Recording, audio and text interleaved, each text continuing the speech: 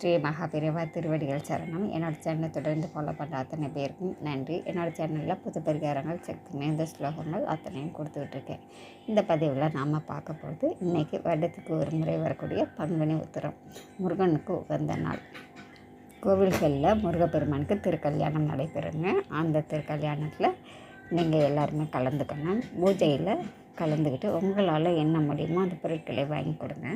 இந்த பதிவில் நாம் பார்க்க போகிறது திருமணம் தடை இருந்துக்கிட்டே இருக்குது, திருமணம் தள்ளி தள்ளி போய்கிட்டே இருக்குது. என்ன காரணம் அப்படிங்கிறது தெரியல. ஜாதகத்தில் கோளாறா இல்லை ஏதோ ஒரு காரணத்தினால தள்ளி தள்ளி போய்கிட்டே இருக்குது, தடைகள் வந்துக்கிட்டே இருக்குது அப்படின்னு நினைக்கிறவங்க குழந்தைகளுக்காக பெற்றோர்களும் இந்த பூஜையில் கலந்துக்கலாம்.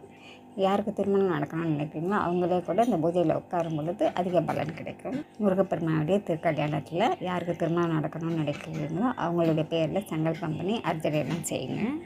அடுத்த பங்குனி உத்திரத்துக்குள்ளே கண்டிப்பாக உங்களுக்கு திருமணம் நிறைவேறும்.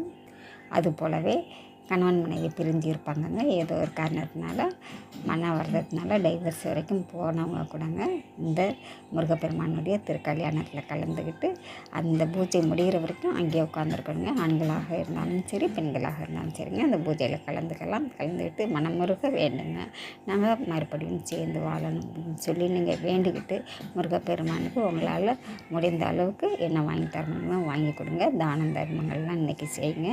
இன்றைக்கி எது செய்தாலுமே உங்களுக்கு பல மடங்கு புண்ணியங்கள் வந்து சேரும். அதனால் இந்த பூஜையில் கலந்துக்குங்க. கண்டிப்பாங்க கூடிய சீக்கிரம் பிரிந்தவர்கள் அத்தனை பேரும் மறுபடியும் சேர்ந்து வாழ்வீங்க. அந்த அனுகிரகத்தை முருகப்பெருமான் உங்களுக்கு கண்டிப்பாக தருவாங்க. அதனால் இந்த நாளை மிஸ் பண்ணாமல் எல்லோரும் கலந்துக்கோங்க. எல்லாருமே கலந்துக்கலாம். தம்பதிகளுக்குள்ள ஒற்றுமை மேலோங்கும். மனைவி பேச்சை கணவன் கேட்பாங்க, கணவன் பேச்சை மனைவி கேட்பாங்க. அவ்வளோ ஒத்துமையான ஒரு நல்ல மன வாழ்க்கை அமையும். எல்லாருமே கலந்துக்கலாங்க. கண்டிப்பாக எல்லோரும் இந்த நாளை தவற விட்டுறாதீங்க. நாம் அடுத்த பதிவில் பார்க்கலாம்.